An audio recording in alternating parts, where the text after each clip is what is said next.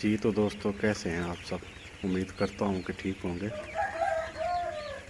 आज हमारा चूज़ा जो है वो 3 दिन का हो गया। बहुत अच्छी ग्रोथ जा रही है इसकी। वैसे ये आप देख सकते हैं।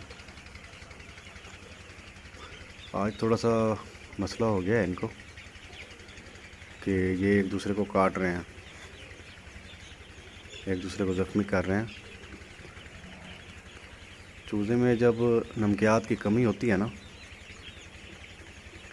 तो वो एक दूसरे को काटने लग जाता है। तो आपको चूज़े दिखाते हैं अभी जो कटे हुए निकले हैं। तो ये देखें, ये चूज़ा हमने बाहर निकाला है अभी। दूसरे चूज़े इसको जो है ना चोंच मार के ज़ख्मी कर रहे थे। तो ये इस तरह करते हैं एक दूसरे के साथ जब नमकियात की कमी होती है ना। तो ये देखें, ये और चूज़ा।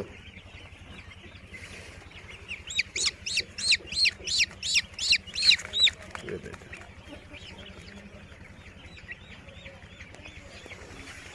तो ये बड़ा मसला होता है गर्मियों में जो है ना, ज़्यादा देखने में आता है। तो नमक वाला पानी जो है ना इसको पिलाएंगे। 1 ग्राम नमक 1 लीटर पानी में, ये डोज़ है उसकी। तो इससे इनके जिस्म की नमकियात पूरे हो जाएंगे।